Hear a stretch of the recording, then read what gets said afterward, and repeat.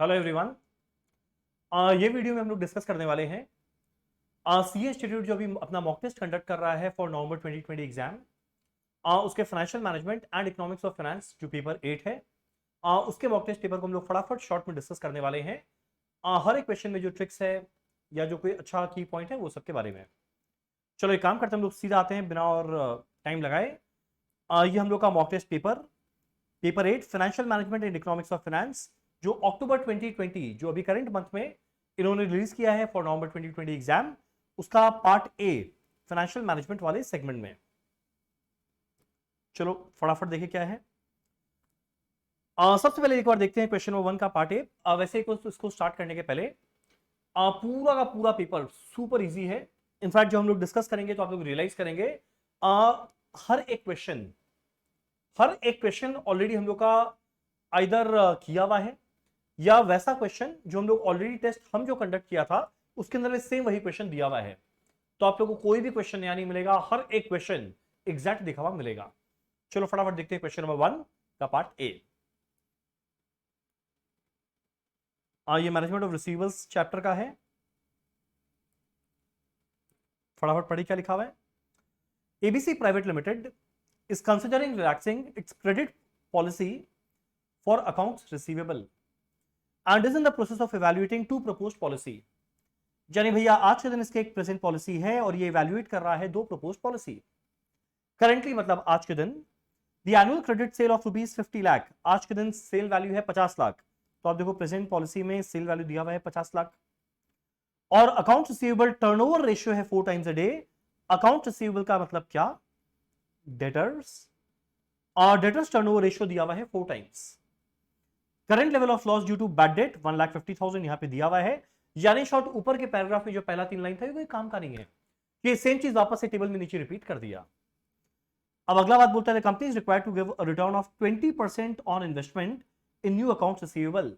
मेरा interest rate दिया हुआ है 20%, ये अपॉर्चुनिटी कॉस्ट निकालने में काम आएगा। मेरे कंपनी का वेरिएबल कॉस्ट दिया हुआ है 70% ऑफ सेल और इसके अलावा कुछ और इंफॉर्मेशन दिया हुआ है। क्या क्या दिया हुआ है जरा देखते हैं।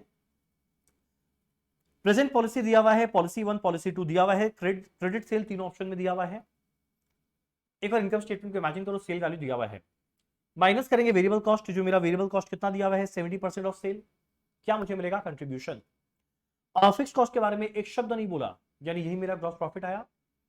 इसके बाद मेरे को माइनस करना है इस क्वेश्चन में खाली दो चीज। पहला बैड डेट, अगर बाई चांस कलेक्शन कॉस्ट होता जरूर माइनस करते, अगर बाई चांस कैश डिस्काउंट होता वो जरूर लेस करते, पर ये दोनों नहीं है।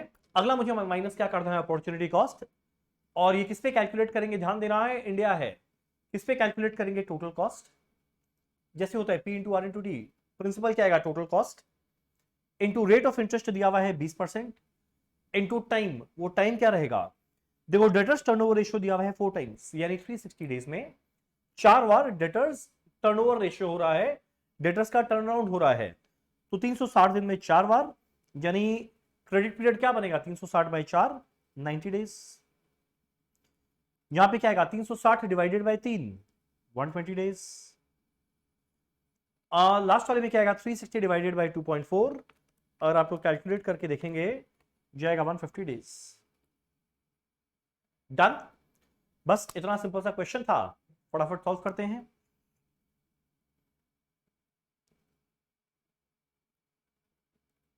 तो जल्दी से देखते हैं क्वेश्चन नंबर 1 का पार्ट ए।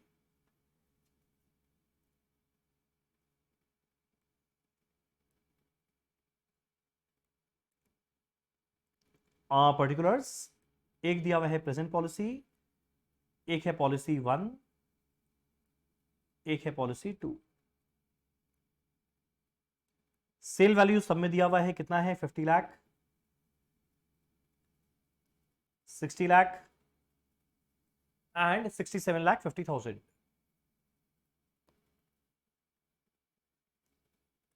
माइनस करना है वेरिएबल कॉस्ट, मेरा वेरिएबल कॉस्ट दिया हुआ था 70% ऑफ सेल, तो ये बनेगा 50 लाख का 70%, ये बनेगा 60 लाख का 70%, और ये बनेगा 67,50,000 का 70%। मेरे को सीधा क्या मिलेगा, कंट्रीब्यूशन जो आएगा 15 लाख, 18 लाख एंड 20 लाख 25,000। लेस करना है फिक्स कॉस्ट, क्वेश्चन में नहीं दिया हुआ है, यानी शॉर्ट यही मेरा क्या बन जाएगा, ग्रॉस प्रॉफिट। इसके बाद मेरे को माइनस करना है खाली दो चीज, एक रहेगा बैड डेट, एक रहेगा अपॉर्चुनिटी कॉस्ट। करेक्ट, लेस करते हैं बैड डेट,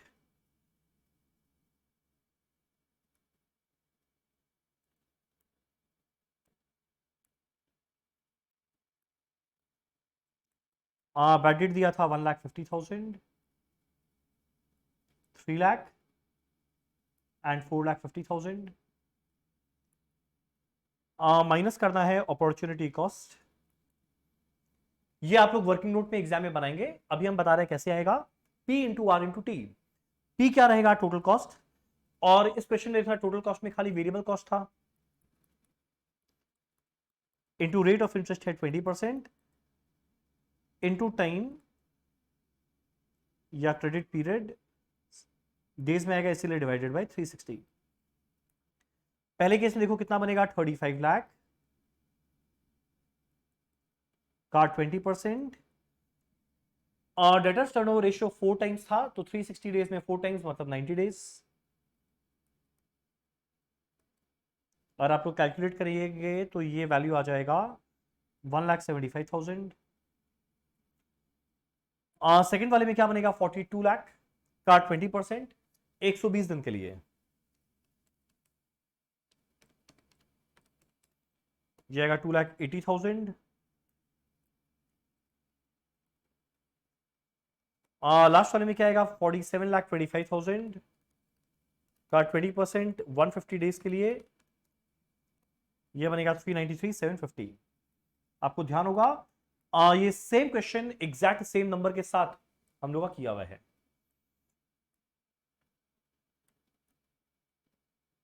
हम लोग को सीधा क्या मिलेगा, नेट प्रॉफिट, कैलकुलेट करके देखना, 11,75,000, 12,20,000, 11,81,250।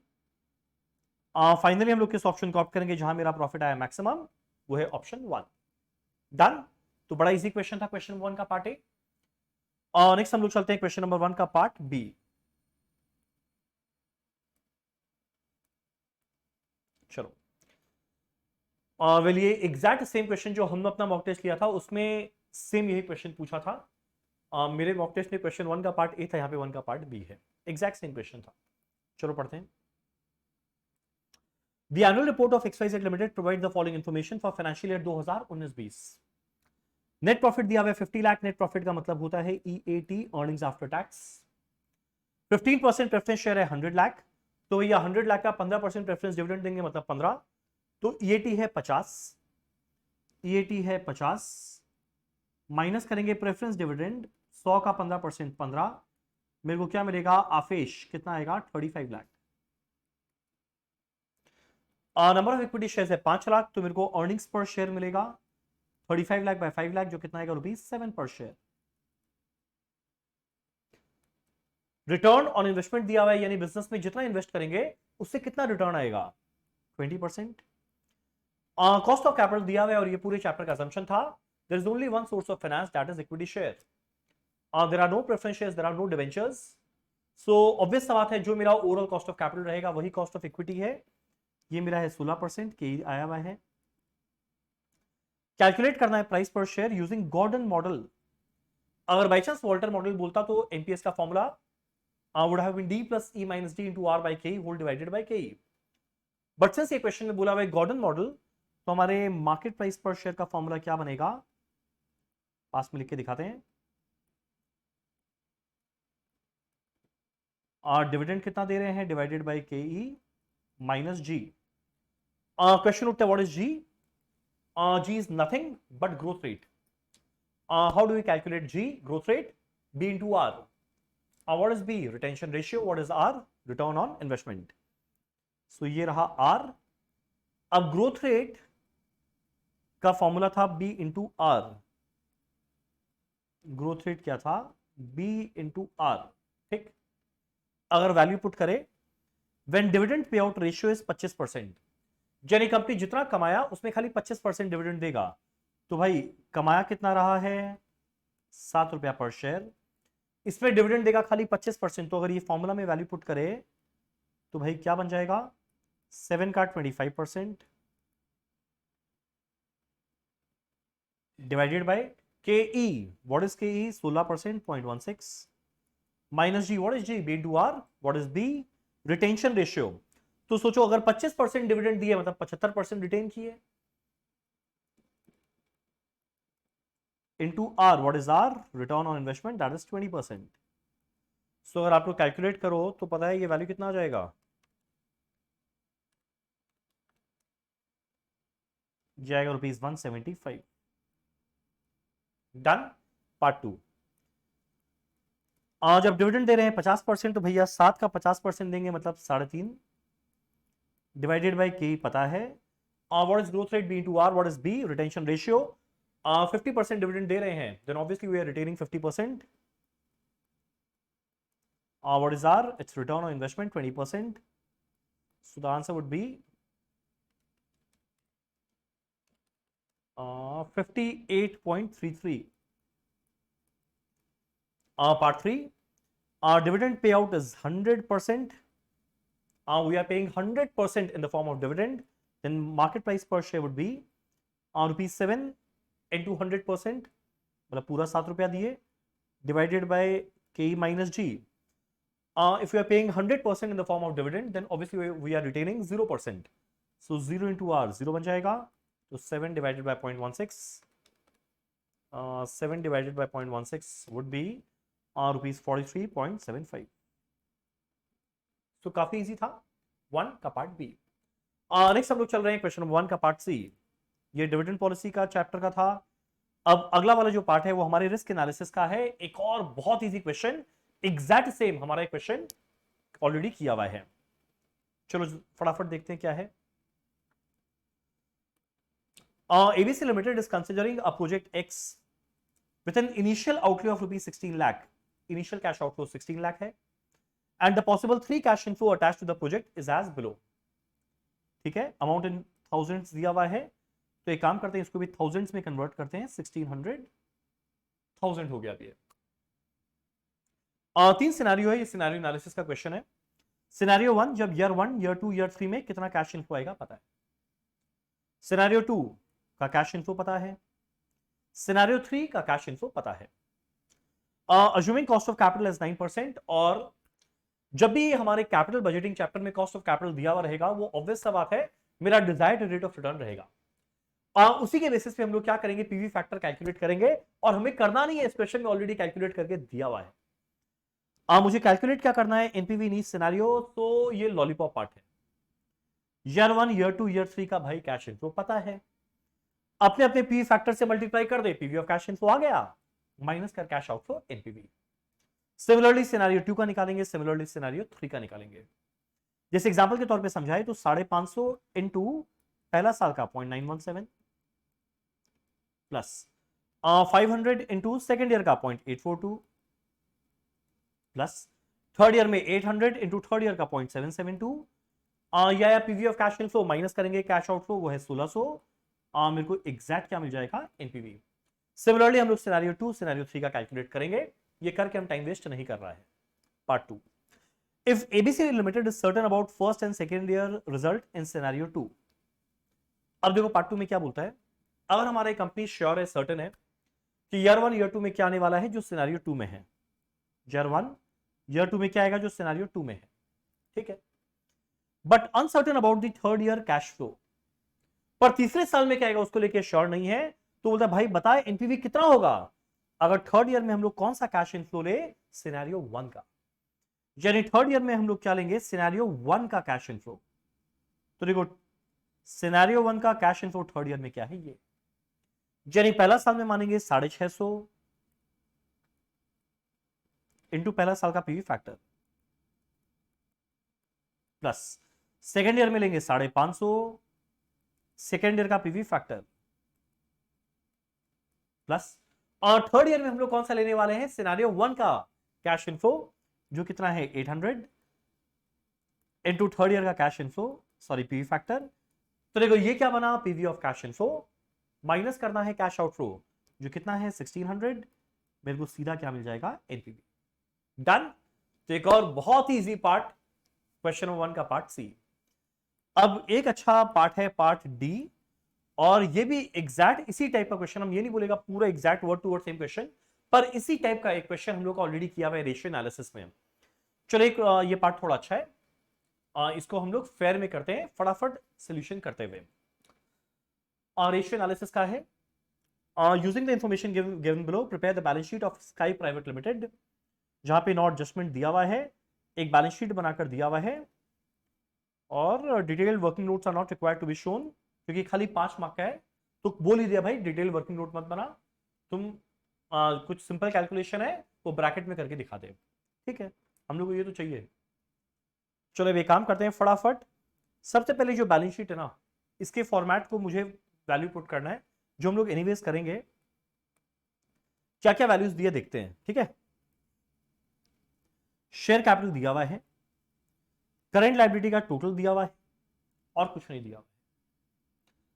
अब ऑब्वियस सा बात है, अगर बाई चांस मुझे क्वेश्चन को आगे प्रोसीड करना है तो मेरे को आइदर शेयर कैपिटल या करंट लायबिलिटी जिस भी रेशियो में लगता है उसी के साथ आगे बढ़ना पड़ेगा, अदरवाइज क्वेश्चन नहीं हो पाएगा।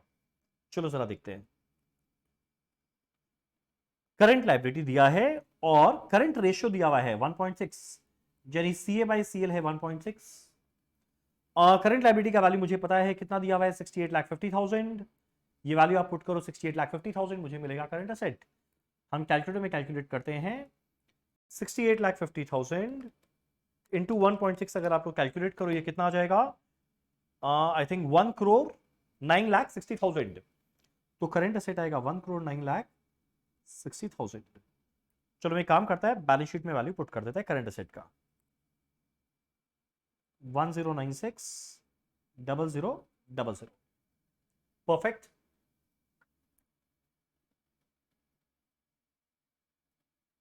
चलो नेक्स्ट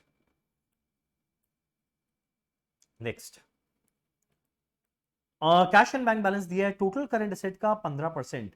तो भाई ये करंट एसेट निकाला हुआ, इसका 15% आएगा, तो कैलकुलेट करके देख कितना आ जाएगा, 16,44,000।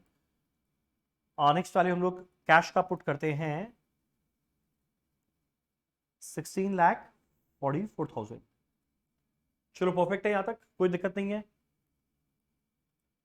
अब नेक्स्ट डेटर्स टर्नओवर रेशियो दिया है 12 टाइम्स। डेटर्स टर्नओवर रेशियो का फॉर्मूला क्या होता है, sales divided by average debtor, और हम लोग हमेशा मानते हैं सारा परचेज सेल्स क्रेडिट पे है, तो क्रेडिट सेल्स सेल का वैल्यू सेम है, कुछ ना बोले, एनीवेज यहां बोल दिया। चलो ठीक है, एज ऑफ नाउ ना सेल पता है ना डेटर। स्टॉक टर्नओवर रेशियो है 16 टाइम्स, और बोला है सीओजीएस पे निकालना है, तो सीओजीएस बाय स्टॉक है 16। ठीक। क्रेडिटर्स टर्नओवर रेशियो बोला है 10 टाइम्स, वो भी बोलता है सीओजीएस पे निकालना है, तो सीओजीएस बाय हम यहां लिख देता है ताकि सब कुछ लम्जी ना हो जाए। सीओजीएस बाय क्रेडिटर है 10 टाइम्स। जीपी रेशियो दिया हुआ है 20%, बस हो गया मेरा काम। देखो जीपी रेशियो दिया हुआ है 20%, और सुनो, अगर जीपी रेशियो 20% है इसका मतलब सीओजीएस 80% है। सेल्स 100 है, जीपी 20 है, यानी सीओजीएस 80% ऑफ सेल हुआ। अब एक काम करो, अब मेरे पास यहां उतना सफिशिएंट स्पेस नहीं है, हम एक बार यहां लिखता है। देखो एक अच्छा वर्किंग नोट है ये वाला, देख सेल बाय डेटर है 12, सेल बाय डेटर है 12, यानी बोल सकते हैं sale equal to 12 into debtor.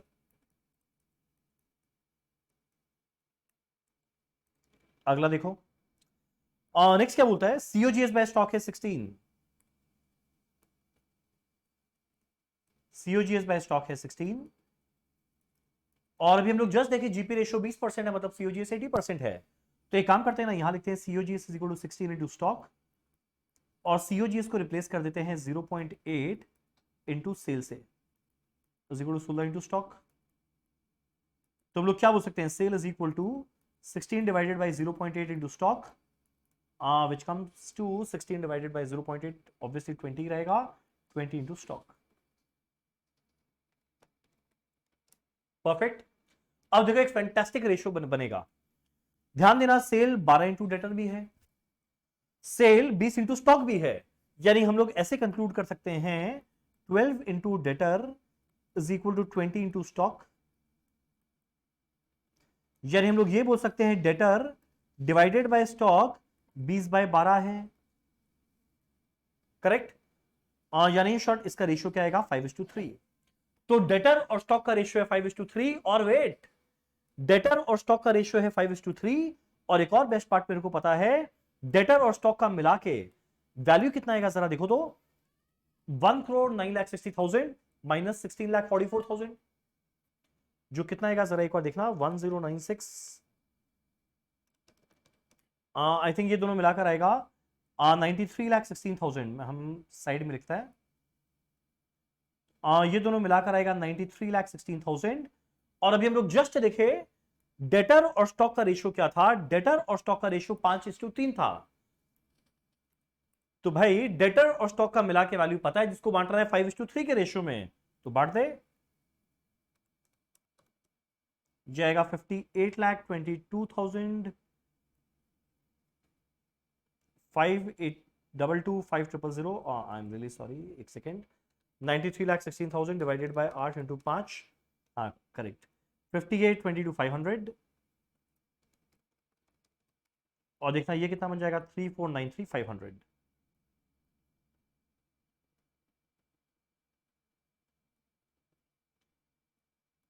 यही वर्किंग नोट बेस्ट पार्ट था ये पूरे क्वेश्चन का।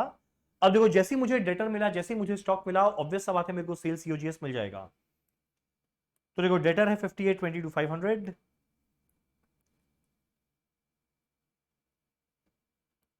डेटर है 58,22,500, तो सेल मिलेगा ना 58,22,500 इंटू 12 जाएगा 6,98,70,000,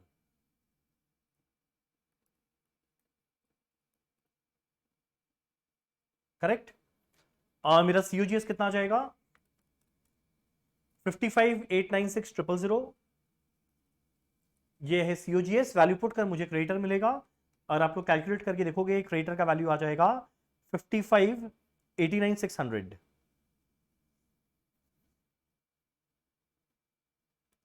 55,89,600, तो क्रेडिटर की जगह लिख देते हैं 55,89,600। So total current liability less sundry creditor will be equal to provisions and outstanding expenses, जिसका वैल्यू कैलकुलेट करके देखना कितना बन जाएगा 12,60,400। तो ये क्वेश्चन ऑलमोस्ट खत्म हो गया। अब एक आखिरी बात, फिक्स एसेट का वैल्यू निकालते हैं जल्दी से। देखा क्या ब्यूटीफुल क्वेश्चन, और एग्जैक्ट इस टाइप का हम लोग एक एडवांस प्रॉब्लम क्वेश्चन में करते थे, एग्जैक्ट यही वाला जहां पे डेटर स्टॉक का रेशियो निकाले थे वैसा हम लोग किए थे। 5, 6, 7 हो गया। अब देखो नेट फिक्स एसेट बोलता है 20% ऑफ टोटल एसेट, यानी जो मेरा नेट फिक्स एसेट है वो टोटल एसेट का 20% है। तो भाई सुन, जो भी टोटल एसेट आएगा उसका 20% फिक्स नेट फिक्स एसेट है, यानी ये 80% होगा। तो यानी जो 1096 टाइम्स 0 है वो 80% के बराबर है, तो 100% का वैल्यू कितना बन जाएगा 1375 टाइम्स 0। इसमें से अगर हम लोग ये माइनस कर दे तो देखो मेरे को वैल्यू मिल जाएगा नेट फिक्स एसेट का, अगर आप लोग कैलकुलेट करके देखो जाएगा 27,40,000, ठीक। फिक्स एसेट 20% ऑफ टोटल है, तो ऑब्वियस बात है करंट एसेट 80 होगा। तो भाई अगर 80 के बराबर है तो 100 का वैल्यू मिला, तो 20% का वैल्यू मिल जाएगा। अब एक और बात देखना, मेरा डेप्रिसिएशन के बारे में कुछ लिखा हुआ था 15% ऑन WDV, 15% ऑन WDV, यानी ये जो वैल्यू आ रहा है ये 15% डेप्रिसिएशन लेस करने के बाद आ रहा है। तो भाई अगर ये 100 है, 15 गया मतलब ये 85 के बराबर होगा, तो 100 का वैल्यू कितना बन जाएगा अगर आप लोग कैलकुलेट करके देखो 3223530। तो इवेंचुअली मेरे को डेप्रिसिएशन भी मिल जाएगा 483530।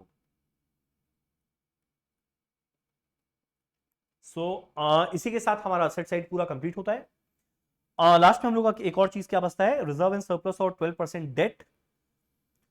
उसके लिए मेरे को यूज करना पड़ेगा capital gearing ratio. Capital gearing ratio का फॉर्मूला क्या होता है, कैपिटल कैरिंग रेशियो का फॉर्मूला रहेगा date divided by equity plus reserve and surplus. अब बड़ा इजीली मिल जाएगा। कैसे मिलेगा? देखो असेट का टोटल है 137, तो ऑब्वियस सा होता है लाइबिलिटी साइड का भी ये टोटल रहेगा। उसमें ये दोनों वैल्यू को माइनस कर दे तो ये दोनों का बैलेंसिंग फिगर आया। एक बार ये बैलेंसिंग फिगर मिला, उसके बाद कुछ नहीं करना, एग्जैक्ट ये जो फॉर्मूला है उसमें वैल्यू पुट करेंगे, मेरा अपने आप बाकी दोनों अमाउंट भी आ जाएगा। ठीक, सो ये ये चारों में एक अच्छा क्वेश्चन था और ये 5 मार्क्स से ऑलरेडी ज्यादा ही डिजर्व करता था, बट स्टिल ठीक है। बाकी तीनों 5 मार्क भी डिजर्व नहीं करते थे तो चलेगा, ट्रेड ऑफ हो गया। चलो ये था हमारा क्वेश्चन नंबर 1 का चारों पार्ट। अब नेक्स्ट हम लोग कर रहे हैं क्वेश्चन नंबर 2 जो 10 मार्क का आया हुआ है कैपिटल स्ट्रक्चर चैप्टर का। एग्जैक्ट ये same question exact same number के साथ हम लोग ऑलरेडी किया हुआ है। चलो फटाफट पढ़ते हैं क्या है, बहुत इजी क्वेश्चन है। चलो पढ़ते हैं question number 2 capital structure chapter का। Sinha steel limited require rupees 30 lakh for a new plant which expects to yield earnings before interest and taxes of rupees 5 lakh. तो भाई ये कंपनी को चाहिए 30 लाख रुपया, जहां से भी लेकर आएगा लेके आए, बाद में ईबीआईटी कितना कमाने वाला है 5 लाख रुपया। While deciding about the financial plan, the company considers the objective of maximizing earnings per share। अगर नहीं भी बोलता तब भी हम लोग यही मानते कि कंपनी का उद्देश्य क्या है, अर्निंग्स पर शेयर को मैक्सिमम करना। 3 ऑप्शन है, ऑप्शन 1, 2 एंड 3। क्या क्या भाई? कुल मिला के चाहिए 30 लाख, बोलता है डेट से लेके आएगा 2.5 लाख, बाकी बैलेंस इक्विटी। तो 30 लाख में 2.5 लाख गया, मतलब बाकी 27.5 लाख इक्विटी से। 30 लाख में 10 लाख डेट यानी बाकी 20 लाख इक्विटी। 30 लाख में 15 लाख डेट यानी बाकी 15 लाख इक्विटी। परफेक्ट, तो मेरे को आइडिया लग गया ऑप्शन 1, 2, 3 में कितना इक्विटी से आ रहा है, कितना डिबेंचर से आ रहा है। The company share is currently selling at rupees 200। अब जब भी इक्विटी शेयर को इशू करेंगे 200 रुपया पर शेयर में इशू करेंगे, but it is expected to decline to rupees 160 in case the funds are borrowed in excess of 10 lakh. यानी जिस भी ऑप्शन में मेरा फंड का बोरोइंग यानी डिबेंचर का वैल्यू 10 लाख को एक्सीड कर जाए, जो कहां पे किया, खाली ऑप्शन 3 में, तब इस सिचुएशन में मेरा इक्विटी शेयर का मार्केट प्राइस 200 नहीं 160 हो जाएगा। इसका मतलब इधर में बेचेंगे 200 के रेट में इशू करेंगे, इधर में 200 के रेट में, इधर में 160 के रेट में। तो इससे मेरे को नंबर ऑफ इक्विटी शेयर्स मिलेगा 27,50,000 divided by 200, 20 lakh divided by 200 और 15 lakh divided by 160। Number of equity shares तीनों केस में आ गया। Slab wise interest rate for fund borrowed are as below. बोलते भाई पहला 2.5 लाख रुपया तक इंटरेस्ट रेट लगेगा 10%, यानी पहले ऑप्शन में 2.5 लाख का 10% 25,000। बोलते 2.5 लाख के ऊपर और 10 लाख के नीचे तक 15%। यानी एक बात समझना, जब 10 लाख रुपए का डेट ले रहा है तो ये मत लेना कि 10 लाख इस स्लैब में गया चलो 10 लाख का 15% लगा दो, गलत। जिस तरीका से इनकम टैक्स में स्लैब फॉलो किया जाता है एग्जैक्ट वैसे ही इस पर्टिकुलर टाइप ऑफ क्वेश्चन में भी स्लैब फॉलो करते हैं। यानी अगर डेट का वैल्यू है 10 लाख तो भाई पहला 2.5 लाख तक 10% लगेगा, प्लस और 2.5 लाख से 10 लाख यानी जो अगला 7.5 लाख आया उसमें 15% लगेगा। अगला 7.5 लाख आया उसमें 15% प्लस 2.5 लाख पे 10%, यानी यहां पे इंटरेस्ट आएगा 137,500। अगर वही बाई चांस 15 लाख रुपए का लोन ले ले तब 10 लाख रुपए तक का तो आ चुका इंटरेस्ट। बोलता 10 लाख के और ऊपर जो लिया यानी 5 लाख और लिया उसमें 20% और लगेगा यानी 1 लाख और, यहां पे इंटरेस्ट कितना आएगा 237,500। पूरे क्वेश्चन में खाली 2 चीज था, एक इंटरेस्ट का कैलकुलेशन, 2.5 लाख वाला पहले स्लैब में गया 10% 25,000, 10 लाख का लोन लिया तो पहले 2.5 लाख पे 10%, अगले 7.5 लाख पे 15%, 15 लाख डेट से लिया तो पहला 2.5 लाख इतना, 2.5 से 10 मतलब अगले 7.5 लाख पे इतना, 10 लाख का हिसाब हुआ। और लोन लिया हुआ 15 का तो जो एक्स्ट्रा 5 है उस पर 20%। टैक्स रेट दिया 50%। बोलता है भाई बता कौन सा प्लान सबसे अच्छा। एकदम इजी क्वेश्चन है और कितने मार्क का है 10, हम होते हैं एग्जाम में देते 4 मार्क का, और इंस्टीट्यूट का कृपा है 10 मार्क का पूछा है। अब इसको हम लोग टाइम वेस्ट नहीं करेंगे करने में, इसका सीधा सोल्यूशन हम दिखा देते हैं किस तरीके से किया हुआ है। देखो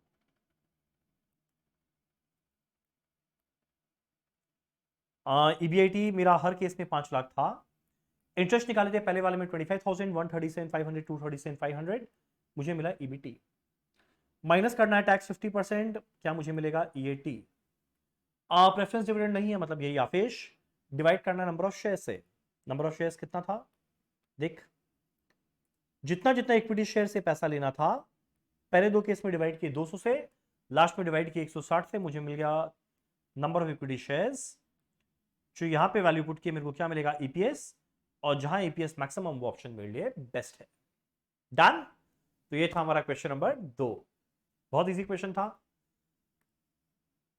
वेल नेक्स्ट हम लोग करते हैं क्वेश्चन नंबर 3।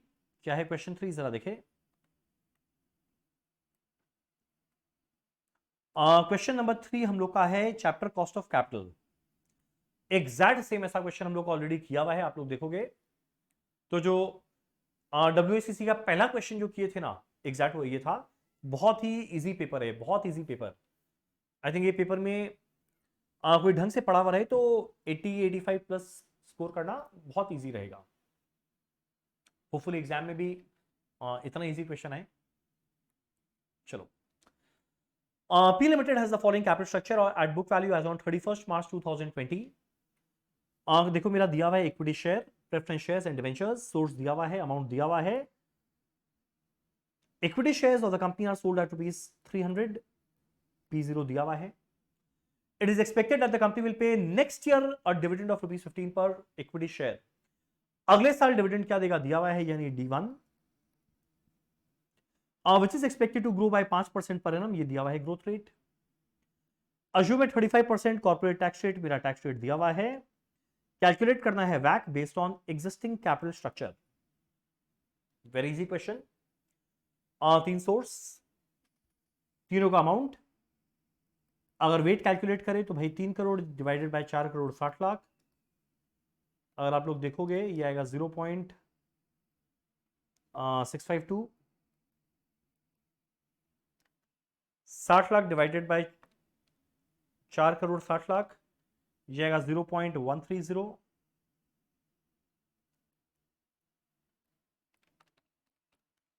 और लास्ट वाले का आएगा 0.218 मिला के 1। यहां लिखना है कॉस्ट। पहले इक्विटी वाले का कॉस्ट निकालना है, वो क्या रहेगा कि जिसका formula D1/P0 plus G। D1 है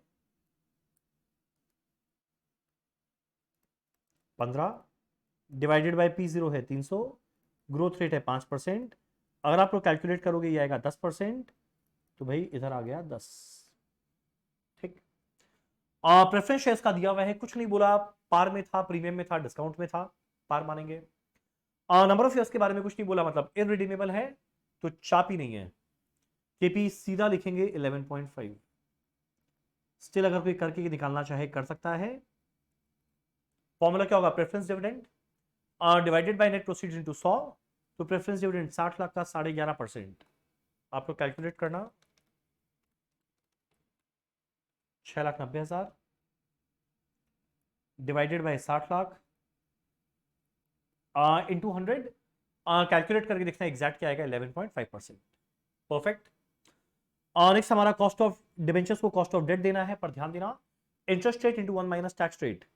टैक्स रेट 35% था, तो 10 में 35% गया, क्या बचेगा 6.5%। ये कितना आएगा 6.52, मल्टीप्लाई कर देंगे। ये कितना आ जाएगा, I think 1.50।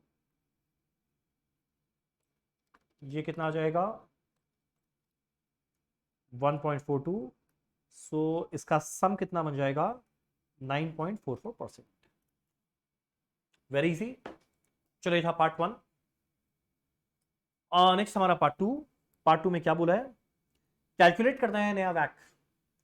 If the company raises an additional ₹50 lakh debt by issuing 12% debenture. यानी बोलते हैं जो 3 सोर्स था वो तो था, इसके अलावा 12% डिबेंचर और आ गया। कितने का आया 50 लाख, कोई बात नहीं, 4 सोर्स बन जाएगा। पर ये करने की वजह से it would result in increase in expected equity dividend ₹20, यानी नया D1 हो जाएगा 20। मेरा ग्रोथ रेट अनचेंज रहेगा, मतलब एग्जैक्ट 5%। एंड नया प्राइस क्या बन जाएगा 250, ये बन जाएगा P0। तो नया KE निकालेंगे, एग्जिस्टिंग KP एग्जिस्टिंग KD रहेगा सेम, और जो नया डिवेंचर है उसका नया KD निकालेंगे, मेरे को क्या मिल जाएगा नया WACC। तो एक काम करते हैं, इसका सोल्यूशन क्या हम फटाफट दिखाते हैं। मतलब बहुत इजी, तो क्या बोले, मतलब बहुत ज्यादा इजी है। देखो ये 3 सोर्स ऑलरेडी था, एक नया 12% डिवेंचर इतने का, ये बना नया टोटल, जिसके बेसिस पे हम लोग वेट कैलकुलेट किए। नया इक्विटी का कॉस्ट निकाले D1 upon P0 plus G, ये बना। ये दो एग्जिस्टिंग वाले रह जाएंगे सेम। नया KD कैसा है, देखो इंटरेस्ट रेट था 12% इंटू 1 माइनस टैक्स रेट, ये बन जाएगा नया KD। मल्टीप्लाई करेंगे, मेरे को क्या मिल जाएगा, नया ओवरऑल कॉस्ट ऑफ कैपिटल क्या आया। डन। चलिए था हमारा क्वेश्चन नंबर 3। बस 2 और क्वेश्चन है, हमारा फाइनेंशियल मैनेजमेंट का सेगमेंट होता है खत्म। फिर हम लोग इकोनॉमिक्स डिस्कस करेंगे। अब अगला क्वेश्चन है कैपिटल बजटिंग का, और बहुत इजी क्वेश्चन है। और लास्ट में क्वेश्चन है लेवरेज का, जो एग्जैक्ट सेम क्वेश्चन हम लोग का किया हुआ है एडिशनल क्वेश्चंस के अंदर में। चलो एक बार जरा देखते हैं हमारे कैपिटल बजटिंग का क्वेश्चन क्या है। Question number 4,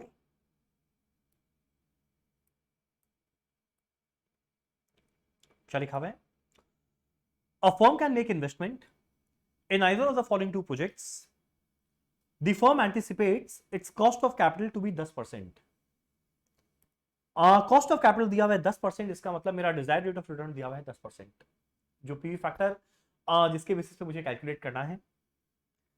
the pre tax cash flow of the project for 5 years are as below. Pre tax, tax को लेस करने के पहले का कैश इनफ्लो दिया हुआ है, क्या क्या है जरा देखो। टाइम पीरियड 0 में माइनस में है, यानी कैश आउटफ्लो। टाइम पीरियड 1 2 3 4 5 में प्लस में है, मतलब कैश इनफ्लो। इग्नोर टैक्सेशन, ओह वाह, इससे बढ़िया बात किया, इग्नोर कर tax. An amount of rupees 35,000 will be spent on account of sales promotion in year 3 in project A. This has not been taken into account in calculation of pre-tax cash inflow. ये क्या बोलता है, project A के अंदर में year 3 में, project A के अंदर में ईयर 3 में सेल्स प्रमोशन 35,000 लेस नहीं किया हुआ है, तो कर दे। यानी शॉर्ट यहां पे 90,000 नहीं लेंगे, 90,000 माइनस 35,000, 55,000 रुपया लेंगे। तो एक लॉलीपॉप क्वेश्चन बन गया, project A project B, time period 0 में कैश आउटफ्लो दिया है, टाइम पीरियड 1 से 5 तक कैश इनफ्लो दिया हुआ है। मुझे कंप्यूट क्या करना है, पी फैक्टर दिया हुआ ही है, जैसा कि हर क्वेश्चन में दिया रहता है। कंप्यूट करना है 4 चीज, पहला पेबैक पीरियड, जिसको हम अंशियो मेथड बोलते हैं, देखिए समझ में आता है। अगला डिस्काउंटेड पेबैक, जिसमें पी फैक्टर से मल्टीप्लाई करके निकालना पड़ता है। अगला डिजायरेबिलिटी फैक्टर, मतलब प्रॉफिटेबिलिटी इंडेक्स। और लास्ट में net present value. Super duper easy question है। एक काम करते हैं, फटाफट ये क्वेश्चन करते हैं, और फिर आखिरी क्वेश्चन करेंगे लेवरेज का, और काम खत्म। चलो इस क्वेश्चन को हम जल्दी से फटाफट करके दिखाते हैं।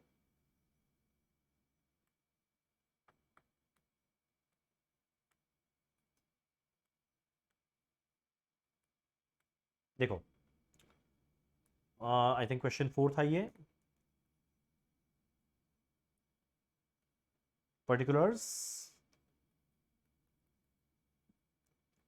Time period, I think PV factor at the rate 10% था। अमाउंट में 2 आएगा प्रोजेक्ट ए और प्रोजेक्ट बी, प्रेजेंट वैल्यू में 2 आएगा project A and project B. Cash outflow time period 0 में दिया हुआ था, दोनों में आई थिंक 2 लाख।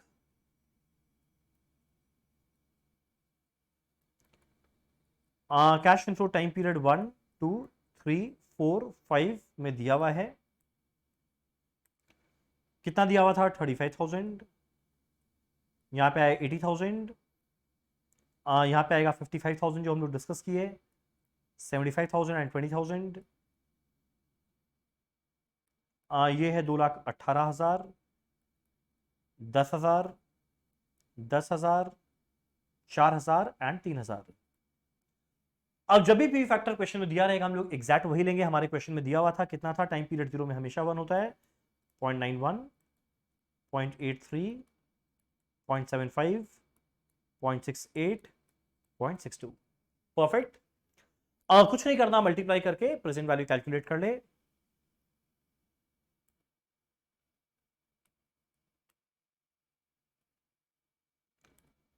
ये पी फैक्टर को इस अमाउंट से मल्टीप्लाई करेंगे, प्रोजेक्ट ए का प्रेजेंट वैल्यू मुझे मिल जाएगा। अगर हम लोग कैलकुलेट करें तो ये आएगा 2 लाख,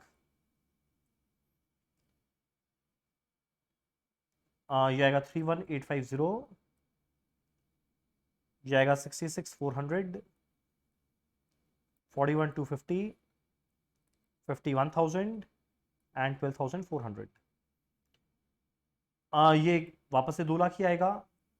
अब हम लोग प्रोजेक्ट बी का निकाल रहे हैं, तो यानी मेरा पीवी फैक्टर को मल्टीप्लाई करेंगे प्रोजेक्ट बी के कैश इनफ्लो के साथ। मेरे को क्या मिलेगा, प्रोजेक्ट बी का प्रेजेंट वैल्यूज 2 लाख है। नेक्स्ट हम लोग का क्या आएगा, 198, 380, 8,300, 7,500, 2,720, 1,860। ये रहा कैश आउटफ्लो, ये मुझे निकालना है कैश इनफ्लो। अगर हम लोग फटाफट इसको ऐड करें तो देखो ये वैल्यू कितना कितना आ जाएगा,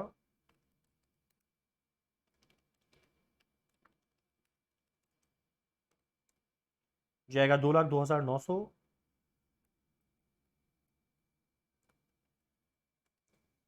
नेक्स्ट अगर हम लोग कैलकुलेट करें प्रोजेक्ट बी का, तो अगर आप लोग कैलकुलेट करो ये वैल्यू बन जाएगा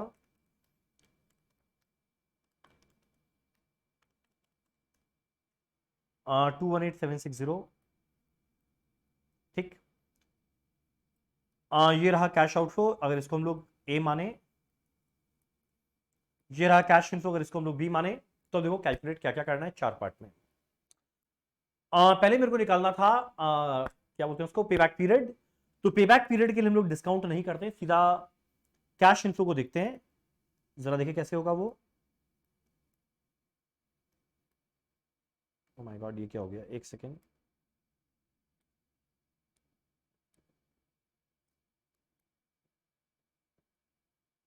ठीक, अब देखो, पहले हम लोग देख रहे हैं प्रोजेक्ट ए, 2 लाख गया।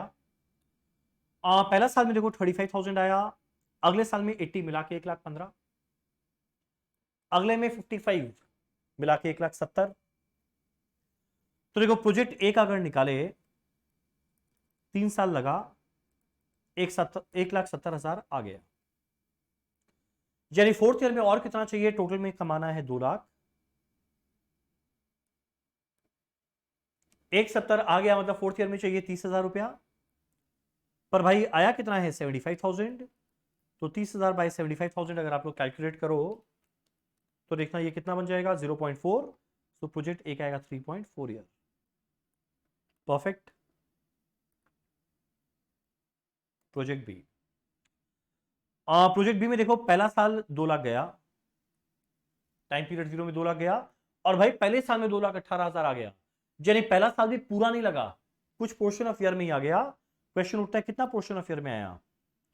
तो पहला साल में मेरे को चाहिए खाली 2 लाख था, पर आ गया 2,18,000। यानी कितना प्रपोर्शन ऑफ ईयर में आया, जरा कैलकुलेट कर जाएगा 0.91 ईयर। और अगर आप लोग मंथ्स में निकालेंगे ना तो ये आ जाएगा एग्जैक्ट 11 महीना, इंटू 12 कर देना, एग्जैक्ट 11 महीना। तो यह है हमारा पहला पार्ट। नेक्स्ट मुझे निकालना है डिस्काउंटेड पेबैक। डिस्काउंटेड पेबैक और पेबैक में कोई डिफरेंस नहीं है, खाली एक डिफरेंस, पेबैक में हम लोग पीवी फैक्टर कंसिडर नहीं करते थे, डिस्काउंटेड पेबैक के अंदर में हम लोग पीवी फैक्टर कंसिडर करते हैं। तो यहां पर हम लोग का क्या होगा, जरा देख, हम लोग ये वाले कॉलम को कंसिडर करेंगे। 2 लाख गया, पहला साल में 31850 आया, एकदम आया। सेकेंड ईयर में 66,400, परफेक्ट। थर्ड ईयर में 41,250, परफेक्ट। फोर्थ ईयर में 51,000, परफेक्ट। तो देखो 1,90,500 आ गया। चलो ठीक है, 1,90,500 आ गया 4 साल में मिला के। पर भाई चाहिए 2 लाख, यानी 5वां साल में और कितना चाहिएगा, 9,500, पर आया कितना है 12,400। तो अगर आप लोग कैलकुलेट करके देखो, ये बन जाएगा आई थिंक 4.77 ईयर।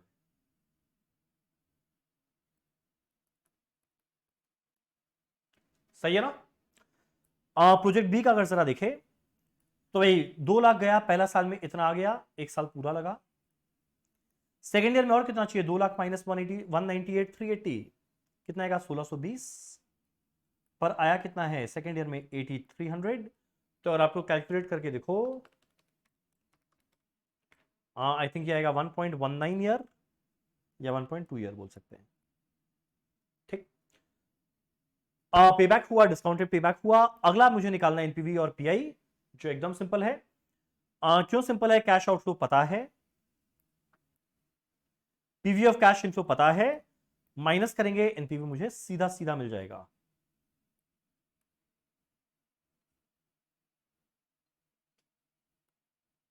तो भाई एक काम करें, एनपीवी निकाले, कितना आएगा, ये आएगा 2900, ये आएगा 18,760। अगला निकालेंगे profitability index, PV of cash inflow divided by cash outflow. 2,02,900 divided by 2 lakh, ये आएगा 1.0145। यहां 218,760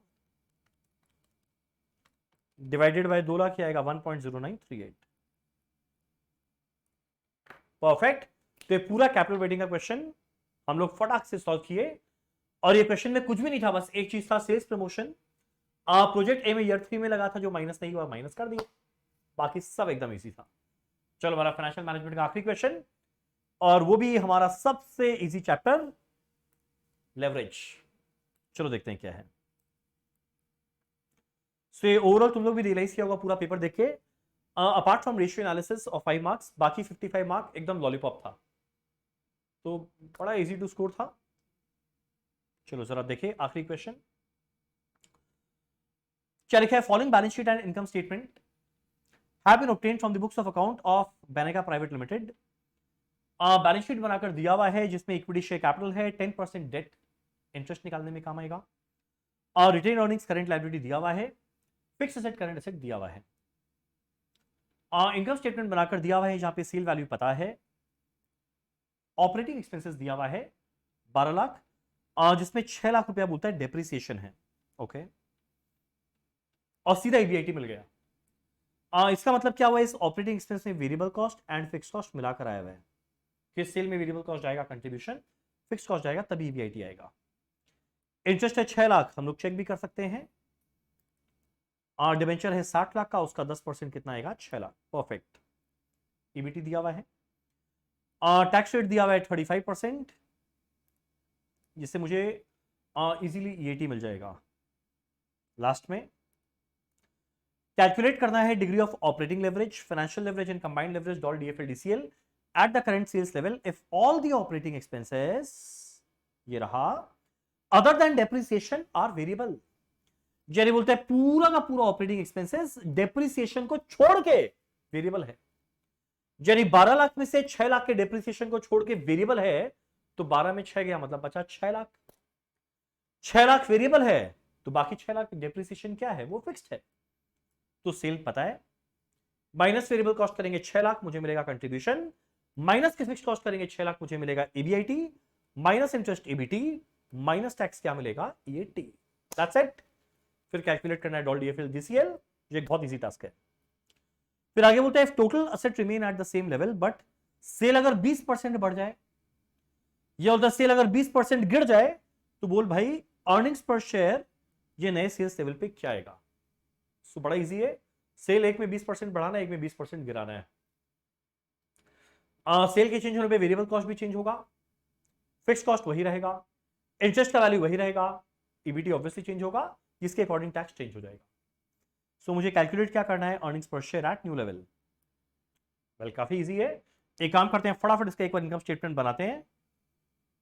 3 कॉलम के साथ बनाते हैं, प्रेजेंट, इंक्रीज वाला एंड डिक्रीज वाला।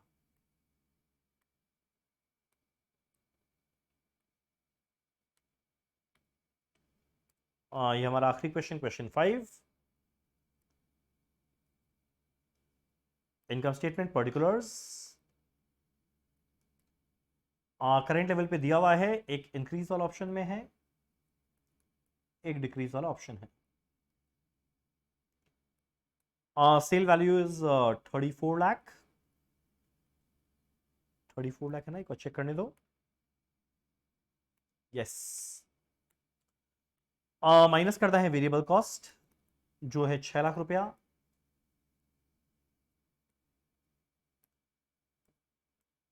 ये क्या आएगा कंट्रीब्यूशन,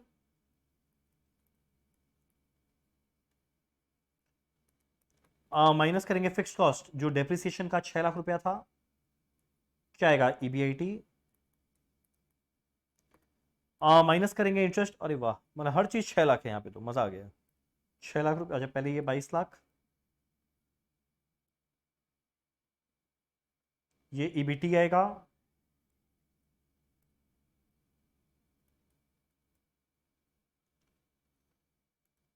माइनस करेंगे tax at the rate 35%, 16 lakh का 35% निकालना,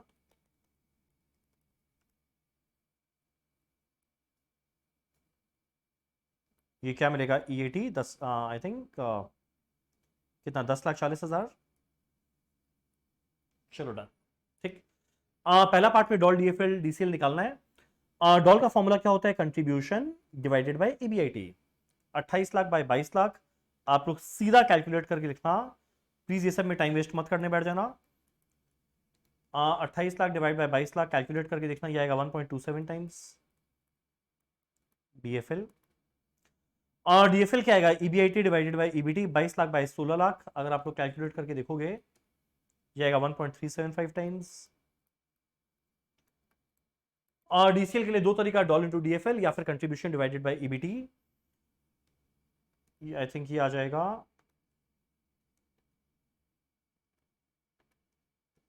2.125, नहीं सॉरी 1.27 इंटू 1.375, जाएगा 1.75 टाइम्स, डन। अब अगर बोलता है सेल 20% बढ़ा, तो भाई बढ़ा दे, पहले 34 लाख था, इसका 20% बढ़ा दे, तो भाई 34 लाख का 20% बढ़ा दे, ये कितना बन जाएगा 40,80,000।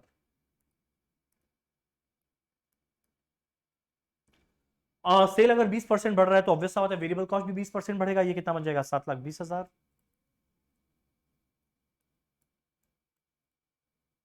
पर ध्यान देना फिक्स कॉस्ट रहेगा सेम, यह है मेरा नया ईबीआईटी। ध्यान देना मेरा इंटरेस्ट रहेगा सेम, यह है मेरा नया ईबीटी। टैक्स देंगे 35%, आप लोग कैलकुलेट करके देखना, जाएगा 7,56,000, यह बन जाएगा 14,04,000, परफेक्ट। वही अगर बाई चांस सेल 20% कम हो जाए तो मेरा क्या होगा, ये बन जाएगा 27,20,000, वेरिएबल कॉस्ट भी 20% गिरेगा, यानी 4,80,000, पर मेरा फिक्स कॉस्ट रहेगा सेम 16,40,000 ईबीआईटी, मेरा इंटरेस्ट रहेगा सेम, मेरा ईबीटी मिलेगा 10,40,000, टैक्स देंगे 35%, कितना आएगा 3,64,000, तो ये बन जाएगा 6,00,000 I think 84,000, sorry 6,00,000 I think 76,000, perfect, ठीक है ना। पर ये पार्ट में मुझे कैलकुलेट करने बोला था अर्निंग्स पर शेयर, तो ईएटी आ गया। प्रेफरेंस डिविडेंड कुछ नहीं है, मतलब ये मेरा फेस शेयर, डिवाइड करेंगे नंबर ऑफ इक्विटी शेयर्स। आप लोग ध्यान देना नंबर ऑफ इक्विटी शेयर्स कितना दिया हुआ है, कितना है जरा देखना। इक्विटी शेयर कैपिटल था 80,10,000 पर शेयर, यानी नंबर ऑफ इक्विटी शेयर्स कितना आ जाएगा 8 लाख।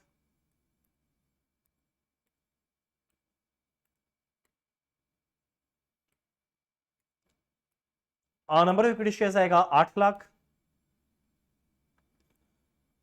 तो इससे मेरे को सीधा क्या मिलेगा अर्निंग्स पर शेयर, अगर आप लोग कैलकुलेट करो जितना मेरा ईएटी है डिवाइडेड बाय 8 लाख, तो 14,04,000 डिवाइडेड बाय 8 लाख, ये कितना आ जाएगा 1.76 टाइम, सॉरी 1.76 पर शेयर, जाएगा 6,76,000 डिवाइडेड बाय 8 लाख, ये कितना आएगा 0.85 पर शेयर। डन। चलो इसी के साथ हमारा एक क्वेश्चन भी होता है कंप्लीट। ये क्वेश्चन था 8 मार्क का। एक इसी का पार्ट 2 में 2 मार्क का थ्योरी था। सर्टेनिटी इक्विवेलेंट पे नोट लिखने। आप लोगों को याद होगा सर्टेनिटी इक्विवेलेंट हम लोग पढ़े थे रिस्क एनालिसिस में, जहां पे अनसर्टेन कैश इनफ्लो दिया रहता था। सर्टेनिटी इक्विवेलेंट फैक्टर बोलता था मल्टीप्लाई करके अनसर्टेन कैश इनफ्लो को अल्फा से मल्टीप्लाई करके सर्टेन कैश इनफ्लो बनाते थे और बाद में एनपीवी कैलकुलेट करते थे। इस पे 2 मार्क का नोट लिखना है। इजीली 2-3 लाइन लिखे एक छोटा सा एग्जांपल देके आप लोग समझा सकते हैं। इसके अलावा हमारा कुछ थ्योरी क्वेश्चन है।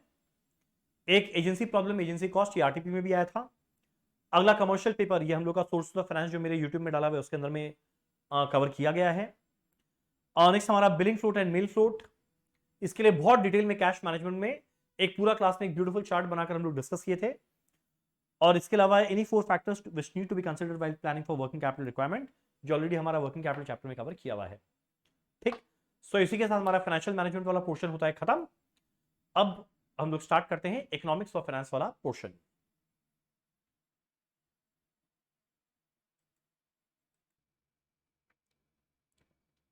चलो स्टार्ट करते हैं हम लोग इकोनॉमिक्स वाला पोर्शन, ये 40 मार्क्स का। फटाफट देखना सबसे पहले क्वेश्चन नंबर 7 का पार्ट ए। क्या है question? Assume in economy savings function दिया हुआ है s is equal to -10 plus 0.2y और ऑटोनोमस इन्वेस्टमेंट इज आई जो दिया हुआ है 50 करोड़। ठीक, find out the equilibrium level of income and consumption. अब देखो जैसा हम लोगों को पता है इक्विलिब्रियम लेवल में s इज इक्वल टू आई होता है। जितना सेव किए पूरा इन्वेस्ट किए, तो अगर s इज इक्वल टू आई होता है तो भाई सेविंग्स फंक्शन है, हम थोड़ा ऊपर लिखते हैं, s ये रहा, i ये रहा, तो इसको इक्वेट कर दे -10 plus 0.2y is equal to 50। ये इक्वेशन को सॉल्व करना, y का वैल्यू कितना आ जाएगा 300 करोड़। ठीक, इनकम आ गया। अगला मुझे क्या कैलकुलेट करना है? कंजम्पशन। मेरा कंजम्पशन क्या होगा जरा देखो। 300 करोड़ का इनकम, 50 रुपया सेव किए, जो इन्वेस्ट किए वही तो सेव किए, यानी ऑब्वियस सा बात है कंज्यूम कितना किए हैं 250 करोड़। चलो डन, तो मेरा यहां तक हो गया। नेक्स्ट, अब होता है अगर इन्वेस्टमेंट इंक्रीजेस बाय ₹5 करोड़, जो इन्वेस्टमेंट है 50, अगर मान लो ये 50 से 5 बढ़ के 55 हो जाए, तब बताओ मेरा नया level of income and consumption क्या आएगा? तो ऐसी गुड वाई करना है, तो इसके अंदर में -10 plus 2y is equal to 50 की जगह 55। तो अगर आप लोग कैलकुलेट करेंगे तो पता है वैल्यू कितना आ जाएगा? 55 प्लस 10 65 डिवाइड बाय 0.2, ये कितना बन जाएगा 325 करोड़। ठीक, इसके अंदर में जो इन्वेस्टमेंट है 55 यानी सेव 55 के होंगे, तो कंजम्पशन कितना आएगा 325 minus 55 270 crore. Very easy, 3 mark का था, आई थिंक बड़ा इजीली हो जाएगा। अब मेरा अगला क्वेश्चन उठता है are health and education pure public goods. ध्यान होगा प्योर पब्लिक गुड्स के अंदर में 2 फीचर होना चाहिए, एक ये नॉन राइवल नेचर का रहेगा, अगला ये नॉन एक्सक्लूडेबल रहेगा। अब मेरा क्वेश्चन उठता है क्या हेल्थ और एजुकेशन क्या प्योर पब्लिक गुड्स है? तो आंसर है नहीं है। क्यों नहीं है? इसको हम लोग क्वॉशी पब्लिक गुड्स बोल सकते हैं। क्वॉशी मतलब क्या? जिससे मैक्सिमम फीचर्स है पर कुछ फीचर नहीं भी है। क्वॉशी मतलब like a public good but not exactly public goods. कारण क्या? अगर बाई चांस देखो एक्सक्लूडेबल नॉन एक्सक्लूडेबल में क्या था? एक्सक्लूडेबल जिसके लिए पे करना पड़ता था, और नॉन एक्सक्लूडेबल जिसके लिए पे नहीं करेंगे तब भी जो सप्लायर है वो उसको एक्सक्लूड नहीं कर सकता, उसको बेनिफिट मिलेगा। पर ये सेम चीज हेल्थ और एजुकेशन में नहीं होता। रीजन बीइंग हेल्थ में और एजुकेशन में अगर बाई चांस कोई आदमी पैसा नहीं दे पा रहा है, तब जो सप्लायर है ना उसके पास ये ऑप्शन अवेलेबल है कि वो उसको ये ऐसा सर्विसेज अवेल ना करवाए। यानी इस केस में इसके पास नॉन एक्सक्लूडेबल वाला चीज नहीं है, तो ऑब्वियस सा बात है ये प्योर पब्लिक गुड का पार्ट नहीं बनेगा। नेक्स्ट, नेक्स्ट क्या है? Why does measurement of money supply essential from a monetary policy perspective. Money supply का मेजरमेंट क्यों एसेंशियल है ओवरऑल मॉनेटरी पॉलिसी के व्यू पॉइंट से? आप लोगों को ध्यान होगा टोटल मनी सप्लाई का फॉर्मूला क्या था? बेबी एम इंटू एम बी, यानी monetary base into money multiplier मेरा क्या बनता था, टोटल मनी सप्लाई क्या है। यानी इस केस में मुझे अगर ये जानना है कि एग्जैक्ट मनी सप्लाई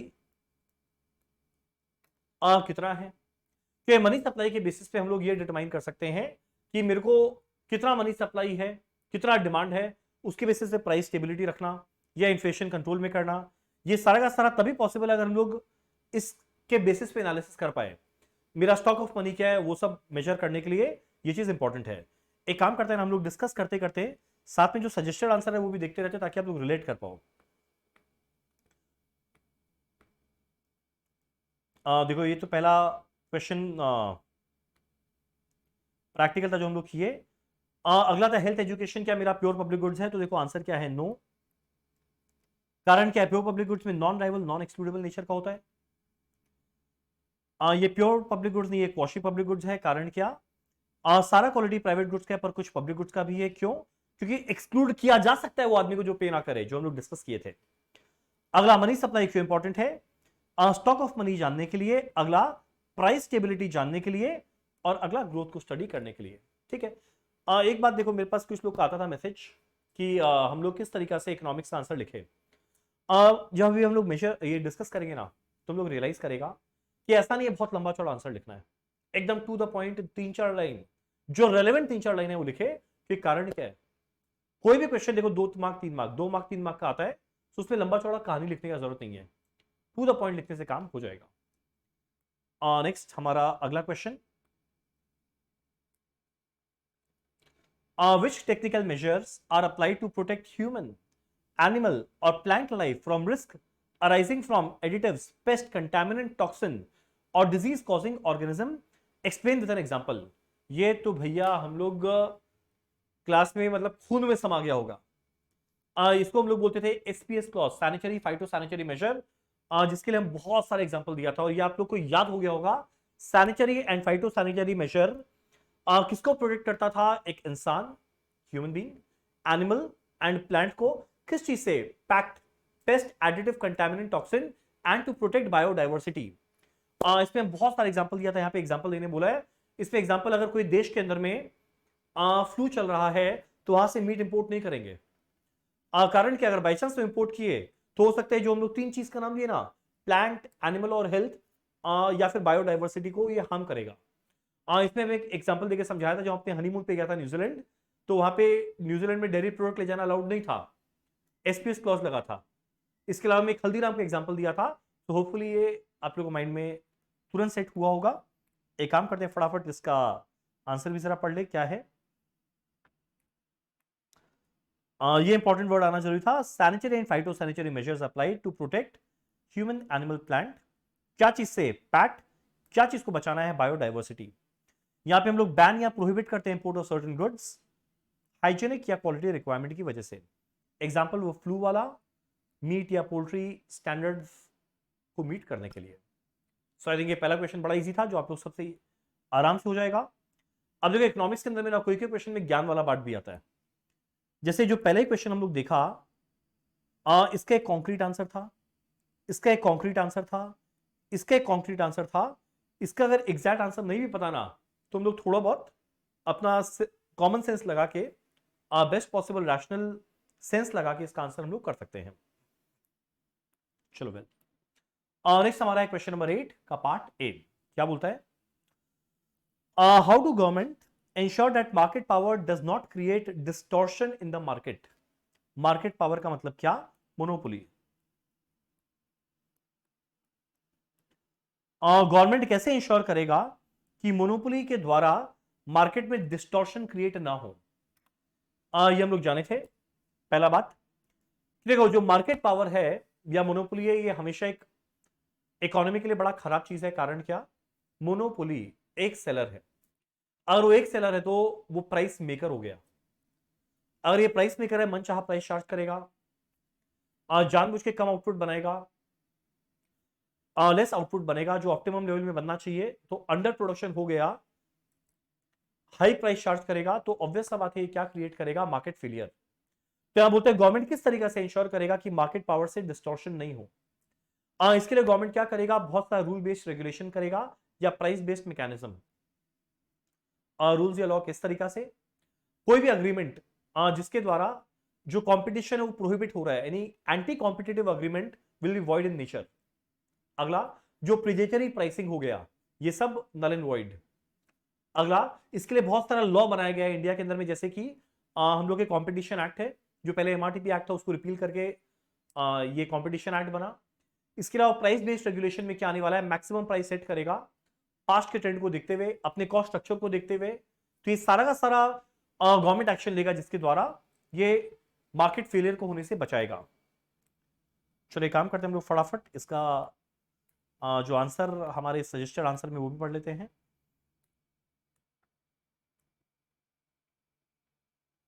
देखो सबसे पहले तो देखो यहां पे क्लियर कट बताया, मार्केट पावर यानी मोनोपोली क्या है, हाई प्राइस चार्ज करेगा देन द कॉम्पिटिटिव प्राइस, तो ऑब्वियस सा बात है इनएफिशिएंसी क्रिएट करता है। तो यहां पे गवर्नमेंट इंटरफेयर करता है दो तरीका से, एक rules and regulation, promote competition, prohibit करेगा एक्शन जो रिस्ट्रेन करता है कंपटीशन। ठीक। अगला price based regulation, maximum price क्या चार्ज सेट कर सकता है, पास्ट प्राइस को देखते हुए है, वेरिएबल कॉस्ट को देखते हुए। अब एग्जाम में अगर ये क्वेश्चन आए तो इस तरीका से ना इतना गंदा प्रेजेंटेशन के साथ मत करना। Point number 1 rules regulation, point number 2 price regulation. Point 1 के अंदर में दो पार्ट आया ए एंड बी, पॉइंट 2 के अंदर में दो पार्ट आया मैक्सिमम प्राइस एंड किस तरीके से प्राइस को सेट करना है। तो देखो टीचर को भी ना बड़ा आसानी रहेगा इस चीज को देखने में, क्या एग्जैक्ट भाई करना क्या है। और वो एक पैराग्राफ लिख के आ गए, और जो रियलिटी है कि पता नहीं वो कितना अच्छे से टाइम दे पाएगा पेपर को चेक करने के लिए, तो एक एवरेज मार्किंग होकर निकल जाएगा। पर अगर आपको जेन्युइनली कोई क्वेश्चन आता है तब इस केस में टीचर का ड्यूटी नहीं बनता, इनफैक्ट ड्यूटी बनता है, पर सिंस वो एक इंसान है तो हो सकता है ह्यूमन एरर इन्वॉल्व रहे, वो ढंग से आपका एक एक लाइन बाय लाइन ना पढ़े, और बाद में फिर सिस्टम को दोष देने का कोई फायदा नहीं रहेगा। बेटर है आप लोग खुद अपने आंसर को ऐसे प्रेजेंट करो कि वो टीचर खुद दिखे। तो इसीलिए क्रिटिसाइज करना इंस्टीट्यूट को बड़ा आसान होता है, इंस्टेड ऑफ अपने आप को क्रिटिसाइज करना कि मेरे पास भी ऑप्शन था ढंग से आंसर को प्रेजेंट करके मार्क्स को लाने का। तो बेटर है उनको क्रिटिसाइज नहीं करके खुद अपने आंसर को के प्रेजेंटेशन को थोड़ा बढ़ाओ ताकि मेरे को ऑटोमेटिकली मार्क्स मिले। डन। चलो नेक्स्ट हमारा है अगला part, part B. Do you think money is a unique store of value? Answer है नो। कारण क्या है, यूनिक स्टोर ऑफ वैल्यू क्या होता है ना, चलो इनफैक्ट ये पढ़ते पढ़ते देखते हैं।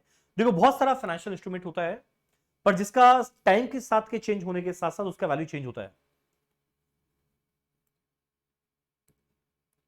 Financial assets other than money are also performing the function of store of value, just as money has. The financial assets have fixed nominal value over time and represent generalized purchasing power. Therefore money is not a unique store of value. Unique का मतलब क्या, ये एकमात्र store of value. भाई क्यों, और भी तो बहुत सारा फाइनेंशियल इंस्ट्रूमेंट है, जब वहां पे इन्वेस्ट करेंगे वहां पे तो पैसा का वर्थ हमेशा बरकरार रहेगा। ऑब्वियस सा बात है परचेजिंग पावर के साथ वो शायद चेंज हो जाए पर एक स्टोर ऑफ वैल्यू तो रहेगा। तो ये नहीं बोल सकते मनी इज अ यूनिक यानी एकमात्र स्टोर ऑफ वैल्यू, गलत। जो नेक्स्ट हमारा है, अब देखो जैसे वापस ये क्वेश्चन एक ज्ञान वाला आ गया था, पहला क्वेश्चन सेंसिबल था, यहां पे थोड़ा ज्ञान बांटना था। वेल अब नेक्स्ट हमारा है पार्ट सी। क्या बोलता है, countries China and India have a total of 6000 hour each of labour available each day to produce shirt and trousers. Okay, 6000 घंटे है इंडिया के पास भी चाइना के पास भी एक दिन में काम करने का। दोनों कंट्री क्या करता है, इक्वल आर डिवोट करता है on each good each day. तो 6000 घंटा में आधा आधा यानी 3000 घंटा शर्ट के लिए डिवोट करता है, 3000 घंटा ट्राउजर्स के लिए डिवोट करता है। चाइना बनाता है 1000 शर्ट और 300 ट्राउजर्स पर डे, इंडिया बनाता है 300 and 200 per day. In the absence of trade which country has absolute advantage in producing shirt and trouser, और अगला कंपैरेटिव एडवांटेज।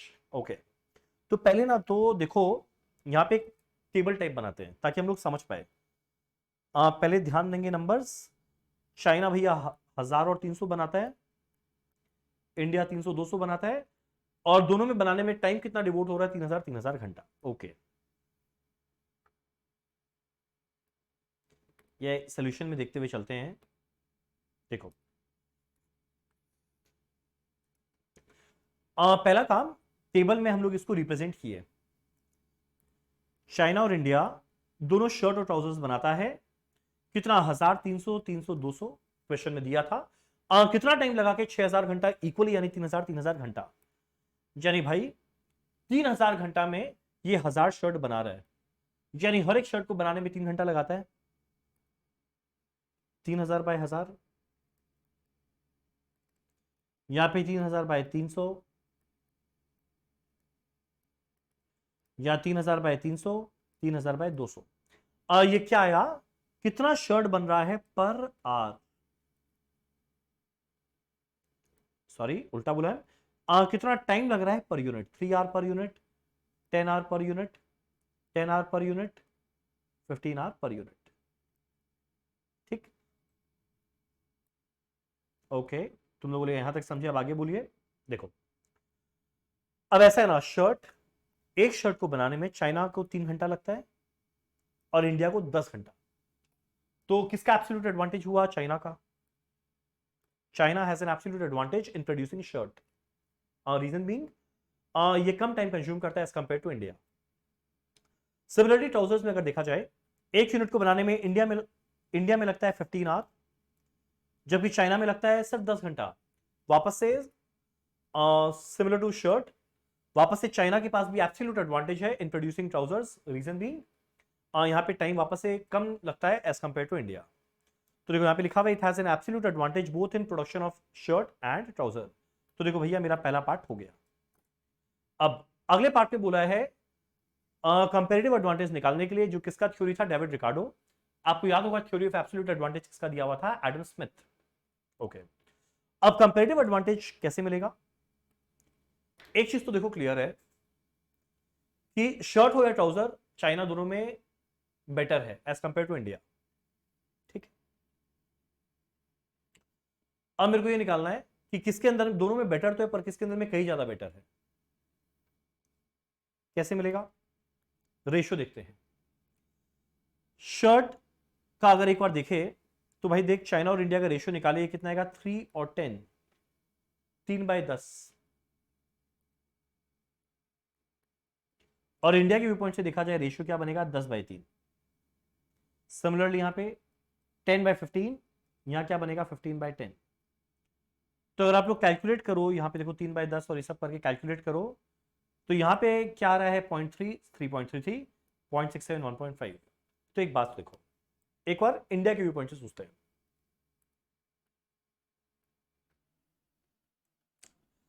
इंडिया के व्यू पॉइंट से सोचते हैं, India as compare to China inefficient है in production of both shirt and trouser. यहां पे हर एक के अगेंस्ट में 3.33 टाइम ले रहा है और यहां पे 1.5 टाइम्स दे रहा है।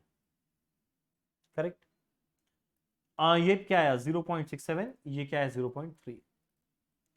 तो अगर आप लोग हम लोग कंपेयर करके देखेंगे ना, तो ऑब्वियस सा बात है चाइना के लिए ट्राउजर्स ठीक आ रहा है। खराब दोनों में है इंडिया, पर रिलेटिवली देखा जाए कब किस में कम खराब आ रहा है? शर्ट्स में। तो इसीलिए लास्ट में हम लोग क्या कंक्लूड किए? China has lower opportunity cost of producing shirt, therefore China has comparative advantage for producing trousers. और इंडिया के लिए क्या रहेगा? ठीक उल्टा। डन। चलिए, था हमारा ये वाला क्वेश्चन। अब नेक्स्ट हम लोग चलते हैं अपना अगला क्वेश्चन, क्वेश्चन नंबर 9 का पार्ट ए में। नेशनल इनकम का क्वेश्चन है। कैलकुलेट करना है जीडीपी एमपी और उसके बाद नेशनल इनकम निकालना है।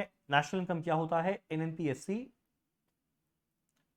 From the following data: inventory, investment, export, indirect tax, net factor income from abroad यानी NFIA, personal consumption expenditure, gross residential construction investment, depreciation, import, government purchase, gross public investment, gross business fixed investment दिया हुआ है। In fact exact ये same question I think almost same numbers के साथ हम लोग का किया हुआ है। तो एक चीज तो समझ में आया हुआ, देखिए यहां पे हम लोग को ना आउटपुट मेथड लगाना है, ना इनकम मेथड लगाना है, यहां मुझे एक्सपेंडिचर मेथड लगाना है। सबसे पहले देखा जाए उसके अंदर में क्या आता है? सी आई जी एक्स माइनस एम, मेरे को मिलेगा जीडीपी एनपी। सी क्या है? Personal consumption expenditure. आई क्या है? Gross domestic investment. जी क्या है, government purchase, X minus M export minus import, मेरे को मिलेगा जीडीपी एनपी। पर इसके बाद मुझे पहुंचना है एनएनपी एफसी में, तो भाई देख ग्रॉस से नेट में जाना है, माइनस करना पड़ेगा डेप्रिसिएशन, और डोमेस्टिक से नेशनल बनाना है, ऐड करना पड़ेगा एनएफआईए, मार्केट प्राइस से फैक्टर कॉस्ट में जाना है, लेस करना पड़ेगा नेट इंडायरेक्ट टैक्स, तब मेरे को नेशनल इनकम मिल जाएगा। सी क्या है, personal consumption expenditure, that is 7500। आई क्या है, ग्रॉस डोमेस्टिक इन्वेस्टमेंट। अब देखो ग्रॉस डोमेस्टिक इन्वेस्टमेंट में क्या आएगा, एक ये आएगा, अगला ये आएगा, अगला ये आएगा।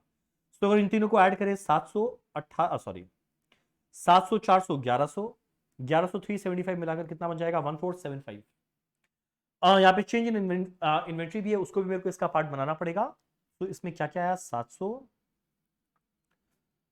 400 375 एंड 400। सो आई थिंक ये सब ऐड करके कितना आएगा, जरा कैलकुलेट करना। आई थिंक 11 15 1875 आएगा, करेक्ट। अगला है मेरा गवर्नमेंट परचेज, तो भाई गवर्नमेंट परचेज दिया हुआ है 1800, ये लिख दिया 1800।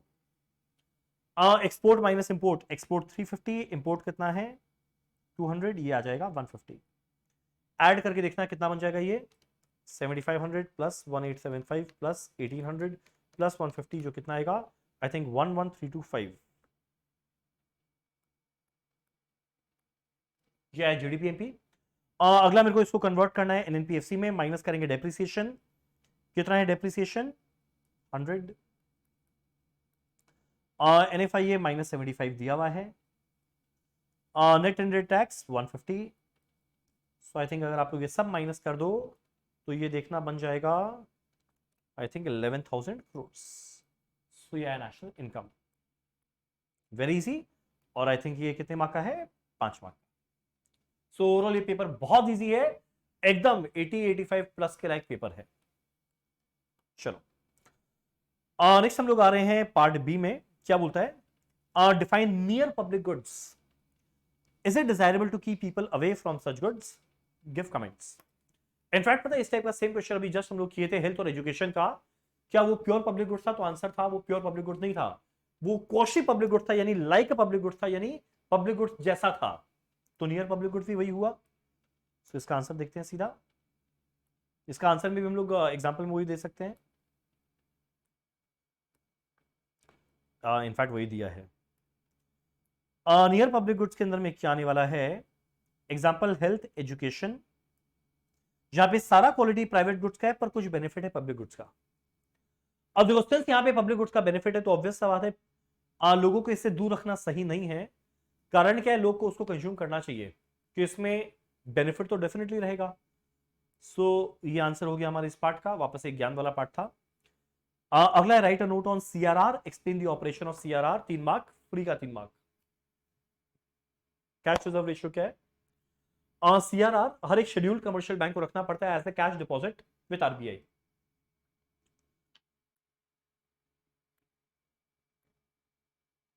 अब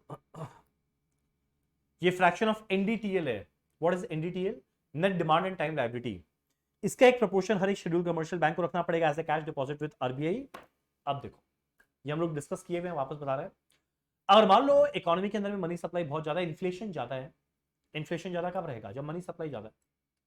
और जब मनी सप्लाई ज्यादा है तो आरबीआई का ऑब्जेक्टिव क्या रहेगा, भाई इकोनॉमी से पैसा छीनना है। और अगर इकोनॉमी से पैसा छीनना है तो छीन के आरबीआई अपने पास रख लेगा। और जब आरबीआई अपने पास रख लेगा, वो कैसे रखेगा, वो सिंपल सा एक काम करेगा, सीआरआर के रेट को बढ़ा देगा। और जैसे सीआरआर का रेट बढ़ेगा तो जब शेड्यूल कमर्शियल बैंक में कोई आके पैसा डिपॉजिट किया तो आगे फर्दर लोन के फॉर्म में नहीं दे पाएगा, इसको आरबीआई के पास हायर प्रपोर्शन रखना पड़ेगा। अगर ये हायर प्रपोर्शन रखा तो ऑब्वियस सा बात है जो आगे लेंड करेगा वो अमाउंट भी कम हो जाएगा। तो अगर एक्सेस लिक्विडिटी को एब्जॉर्ब करना है सिस्टम से तो आरबीआई क्या करेगा, सीआरआर को बढ़ाएगा। जरा देखो वही लिखा हुआ है ज्ञान का बात, higher the CRR lower is the credit creation capacity of bank. CRR को कब कम करना चाहिए, डिफ्लेशन में।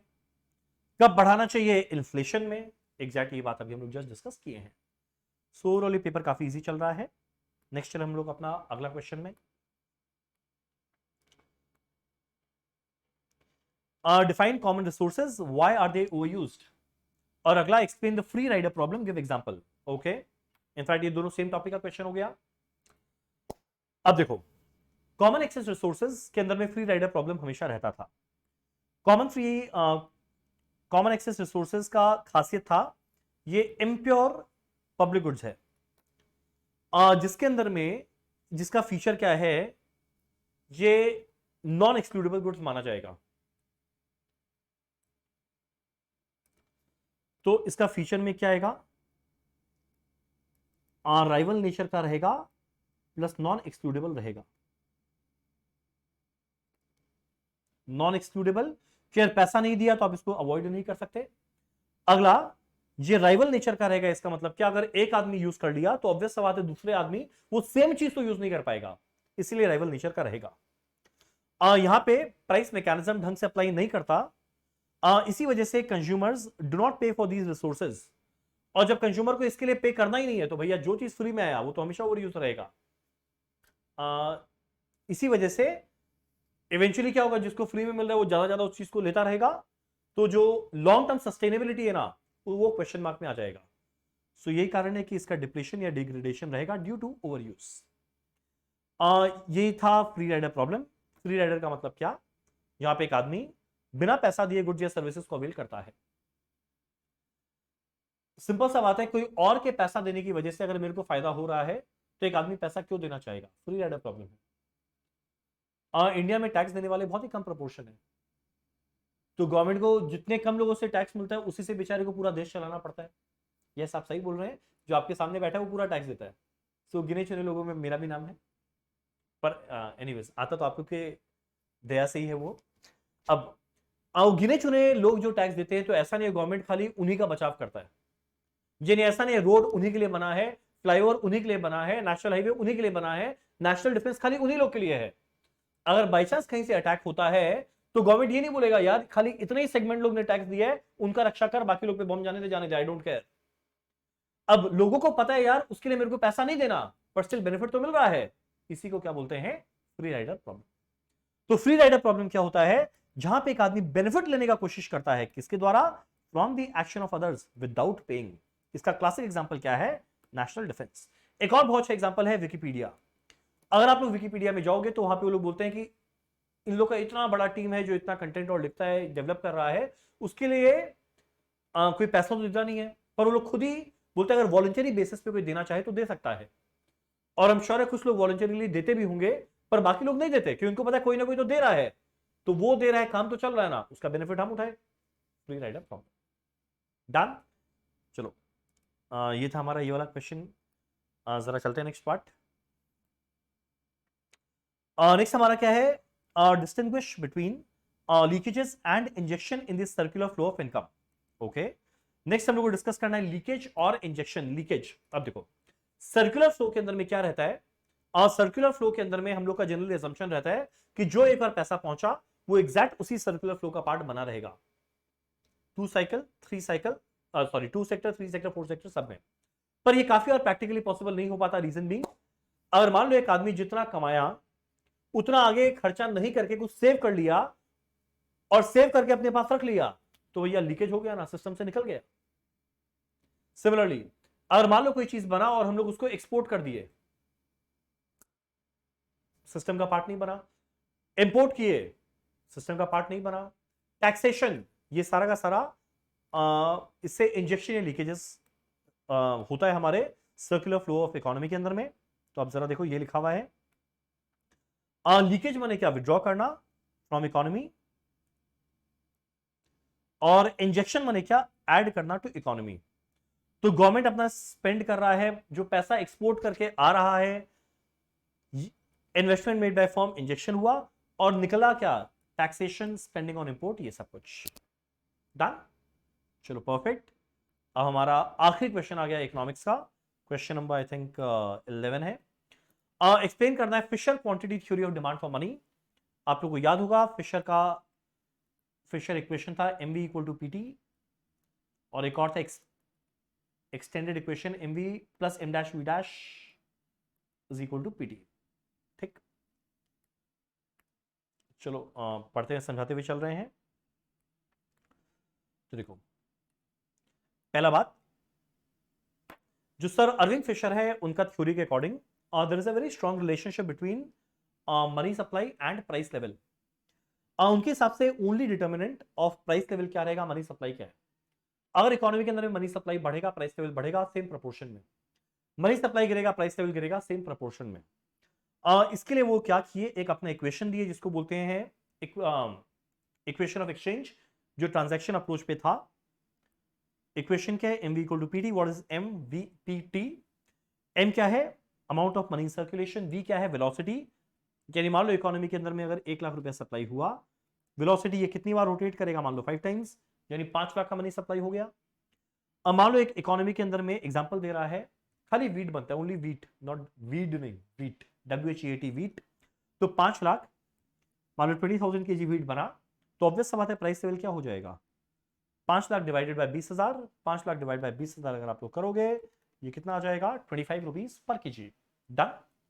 अब वही अगर बाई चांस मनी सप्लाई को हम लोग डबल कर दे, तो 2 लाख इंटू 5 10 लाख, पर भाई ये तो उतना ही बन रहा है, तो 10 लाख बाय 20,000 कितना बन जाएगा, 50 रुपया पर kg। तो देखो हुआ क्या, जैसे ही मनी सप्लाई बढ़ा प्राइस लेवल ऑटोमेटिकली बढ़ गया, और वही मनी सप्लाई को गिराएंगे प्राइस लेवल एग्जैक्ट उसी प्रोपोर्शन में गिर जाएगा। परफेक्ट। यहां पे एक असम्पशन है, शॉर्ट रन में हमारा V and T remains constant, और since V and T remains constant, तो ऑब्वियस सा बात है P डायरेक्टली डिपेंड किस पे कर गया, मनी सप्लाई पे। अब इसका एक एक्सटेंडेड इक्वेशन था mv plus m dash v dash is equal to pt। आप लोग बोलेंगे यहां पे m डैश v डैश क्या है, इकोनॉमी के अंदर में ऐसा नहीं है बस खाली जो क्या बोलते हैं हाई पावर्ड मनी है खाली वही सर्कुलेशन में रहता है, क्रेडिट मनी भी इक्वल इंपॉर्टेंट है, इनफैक्ट उससे ज्यादा इंपॉर्टेंट है।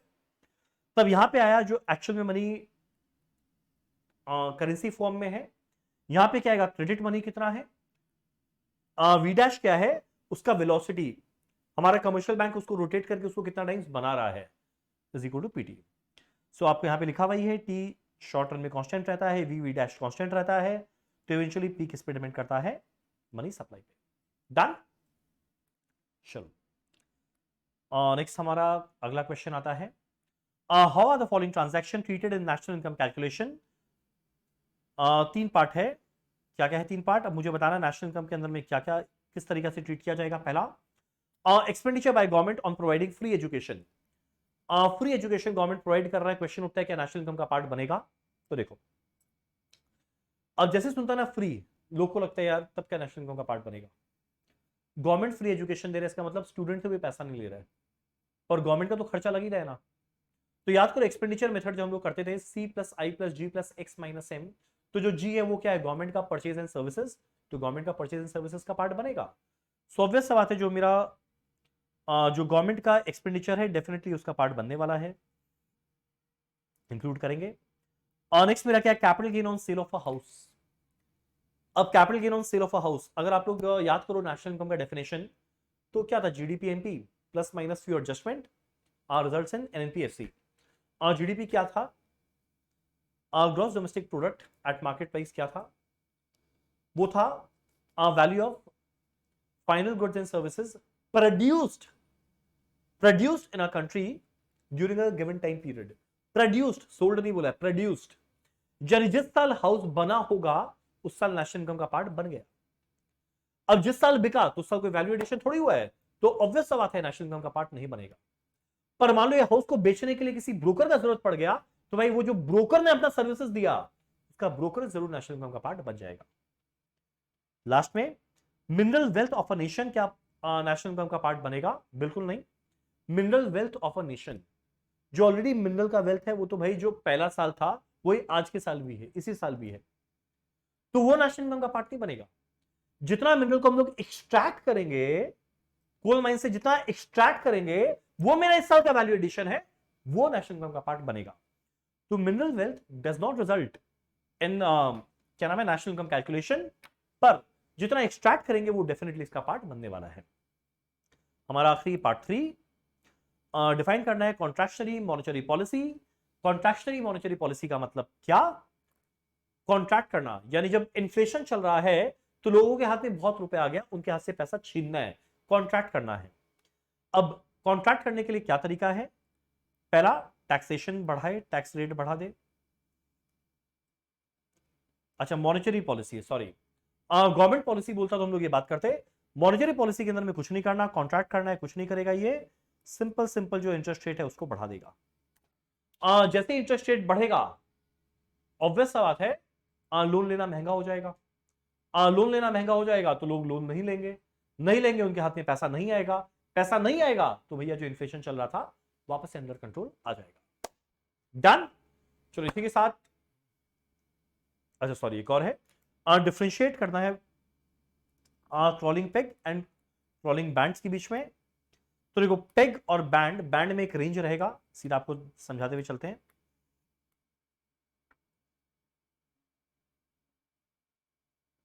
देखो वर्ड था पेग, पेग का मतलब क्या होता है, फिक्स करना, ये हम बताया था। पेग माने हमेशा फिक्स करना, बैंड माने हमेशा रेंज हुआ। क्रॉलिंग पेग क्या हुआ, जब करेंसी को एडजस्ट करते हैं periodically in small amount at a fixed pre announced rate, पहले से रेट हम लोग सोच लिए उसी के बेसिस पे फिक्स करते हैं, वो हुआ मेरा crawling peg. What is band, band मतलब क्या, करेंसी फ्लक्चुएशन मार्जिन तक मान लो 1 से 2% तक चलेगा, उसी बीच में वो पड़ा रहे, उसको क्या बोलेंगे, बैंड। Done, that's it. चलो इसी के साथ हमारा पूरा डिस्कशन होता है खत्म। और ये बहुत इजी पेपर था, ऐसा पेपर एग्जाम में आ जाए मजा आ जाए। Thank you so much, bye, take care.